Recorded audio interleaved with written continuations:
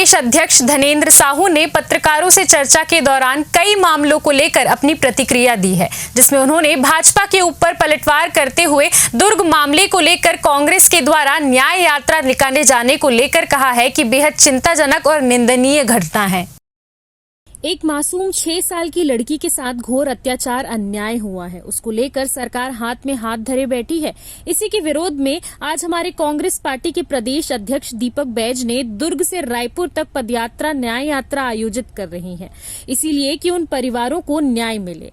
लेकिन आज सत्ता में बैठे उप मुख्यमंत्री इस प्रकार का बयान दे रहे हैं कि उनको समझ में नहीं आ रहा है। आज विपक्ष की हमारी जिम्मेदारी होती है कि जब सरकार सोई है तो उसको जगाने का काम, और जब लोगों को न्याय नहीं मिल रहा है तो दिलाने का काम हमारी बड़ी जिम्मेदारी होती है। विपक्ष की सरकार में बैठे हुए लोग अपनी जिम्मेदारी नहीं निभा पा रहे हैं। इसके साथ ही उन्होंने कुछ विधायक जो अटके हुए हैं, लंबित हैं, उसे लेकर कहा कि राज्य की सर्वोच्च सत्ता में सट्टा सीन है। राज्यपाल महामहिम और उनको भी एक अधिकार संविधान में जो दिया है, उनकी जिम्मेदारी भी तय की है, और आज जब तक अपनी जिम्मेदारी नहीं निभा पा रहे हैं, सरकार के दबाव में जाकर, राजनीतिक दबाव में आकर वो निर्णय नहीं ले पा रहे हैं। इसके साथ ही जल स्तर कम होने को लेकर उन्होंने कहा है कि आज पूरे छत्तीसगढ़ प्रदेश में जल की बहुत गंभीर स्थिति बनी हुई है।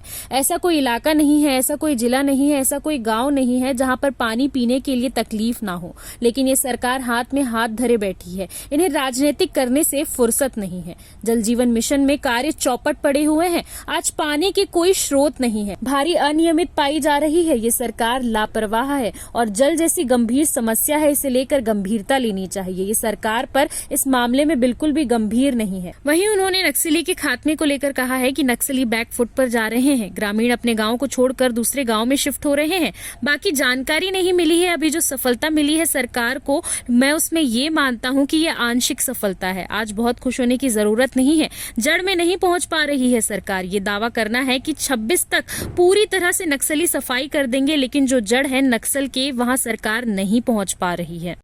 बेहद चिंताजनक और बेहद निंदाजनक ये दुर्घटना है दुर्ग की। एक मासूम 6 साल की लड़की के साथ में इस तरह से घोर अत्याचार अन्याय हुआ है, और उसको लेकर के ये सरकार जो है हाथ में हाथ धरी बैठी है।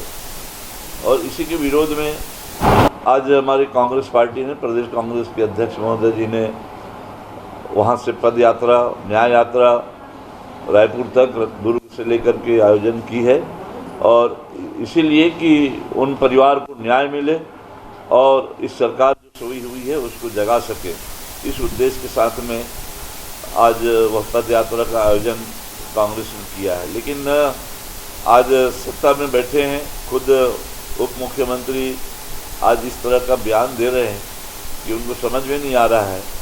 आज विपक्ष की हमारी ये जिम्मेदारी होती है, जब सरकार सोई है तो उसको जगाने का काम, और लोगों को जब न्याय नहीं मिल रहा है तो उनको न्याय दिलाने का काम हमारी बड़ी जिम्मेदारी है विपक्ष की, और हम लोग अपनी जिम्मेदारी निभा रहे हैं।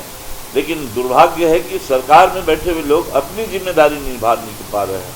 अपनी जिम्मेदारी निभाए तो हम लोगों को अवसर नहीं मिलता, तो क्यों नहीं निभाते? अपनी जिम्मेदारी पूरी करें, उस परिवार को, पीड़िता को न्याय देवें।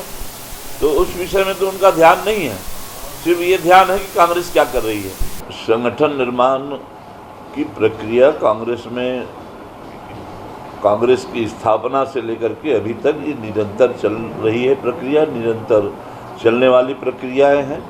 जब भी हमारे पार्टी के अधिवेशन होते हैं, पार्टी के हमारे CWC की जब बैठकें होती हैं, तो इन सारे तमाम विषयों पर विचार करके आगामी कार्यों के लिए एजेंडा तय किया जाता है।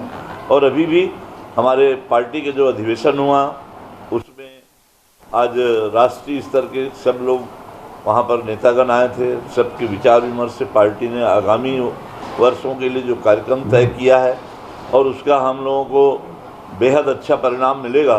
तो भारतीय जनता पार्टी अभी से घबरा रही है। जब भी कांग्रेस में हम मजबूती की बात करते हैं, तो जो लोग कभी सपना देखते थे कि हम कांग्रेस मुक्त भारत बनाएंगे, तो उनके सपनों पर चोट पहुंचता है कि कांग्रेस क्यों मजबूत हो रही है। ये उनका दर्द है, उनका निजी दर्द है, उसको दवाई अपना खुद कराना चाहिए उन लोगों को। ये बहुत ही दुर्भाग्यजनक ऐसा बयान है।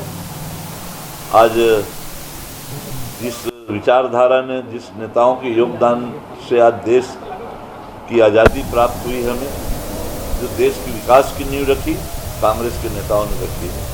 भारतीय जनता पार्टी का भूमिका न तो देश के निर्माण में है, न देश की आज़ादी में है, और बल्कि उनके यहाँ विध्वंसक दिमाग के नेता लोग हैं, कोई सकारात्मक नेता नहीं है। हमेशा आज उसी दिशा में उनकी सरकार के द्वारा फैसले लिए जाते हैं। जब भी उनकी सरकार बनी है, काफ़ी विध्वंसक इन लोगों के द्वारा जो फैसले लिए जा रहे हैं वो जग जाहिर है। राज्य के सर्वोच्च सत्ता में सत्तासीन है राज्यपाल महामहिम, और उनको भी एक अधिकार संविधान ने जो दिया है, उनकी जिम्मेदारी भी तय करी है। और आज जब अपनी जिम्मेदारी निभा नहीं पा रहे हैं, सरकार के दबाव में आकर, राजनीतिक दबाव में आकर वो निर्णय नहीं ले पा रहे हैं। आज उन्हें 3 महीने के भीतर निर्णय ले लेना चाहिए था, तो निर्णय नहीं ले पा रहे हैं। और यही उदाहरण ऐसे उन तमाम राज्यों में है जहाँ जहाँ भारतीय जनता पार्टी की सरकारें नहीं हैं, तमाम जनहित के विधेयकों को रोका जा रहा है। और सुप्रीम कोर्ट ने इस पर जो फैसला दिया है, ये उनके मुंह पर करारा तमाचा है।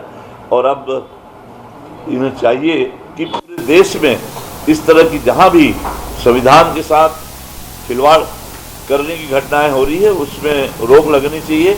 और जो भी जनहित के विधेयक जो लंबित है महामहिम के पास में, अब सुप्रीम कोर्ट के फैसले के बाद में ये तो सारे देश में लागू होना है, सारे देश में अपने आप लागू करना चाहिए।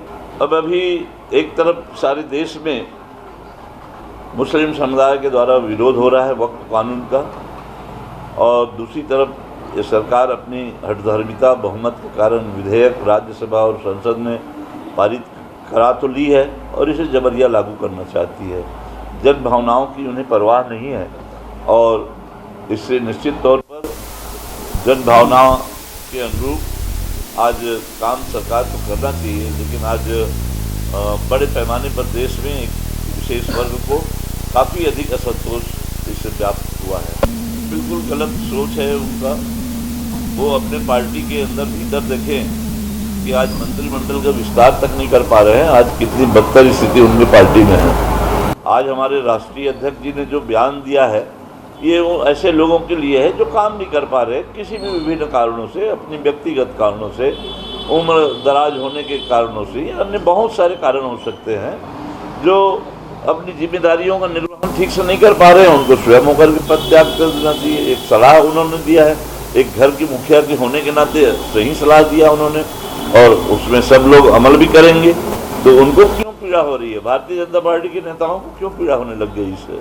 आज पूरे छत्तीसगढ़ प्रदेश में पेयजल की बहुत गंभीर स्थिति बनी हुई है। ऐसा कोई इलाका नहीं है, ऐसा कोई जिला नहीं है, ऐसे कोई गांव नहीं है जहां पर पानी पीने की तकलीफ ना हो। लेकिन ये सरकार हाथ में हाथ धरे बैठी है, इन्हें राजनीति करने से फुर्सत नहीं है। आज सरकार में कहीं कोई कसावट नहीं है, देखने की फुर्सत नहीं है गांव में जाकर के क्या स्थिति है। उनको पानी पिलाने के बजाय शराब पिलाने में ज़्यादा ध्यान है सरकार की। शराब नहीं, भट्टियाँ खोल रहे हैं। अरे उसके बदले में नलकूप नए खोदने चाहिए। आज जल स्तर रोज गिर रहा है, उसको जल स्तर बढ़ाने के लिए उपाय करना चाहिए। तो इस मामले में सरकार पूरी तरह से फेलवर है। जल जीवन मिशन के कार्य आज चौपट पड़े हुए हैं पूरी तरह से।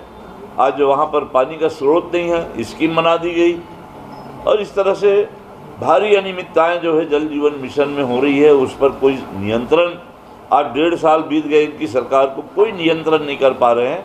और बहुत हाहाकार मचा है। लोग पुराने युग की बात आज करने लग गए हैं। झरिया प्रथा में आज लोग जाने पर विवश होने पड़ रहे हैं। तो बहुत ही बेहद उदासीन है ये सरकार, लापरवाह है ये सरकार। पेयजल जैसी काफ़ी गंभीर समस्या है, इसे काफ़ी गंभीरता से लेनी चाहिए। लेकिन ये सरकार जो है पेयजल मामले में लेकर के भी बिल्कुल गंभीर नहीं है। सीसीएन शार्क न्यूज़ के लिए ब्यूरो रिपोर्ट।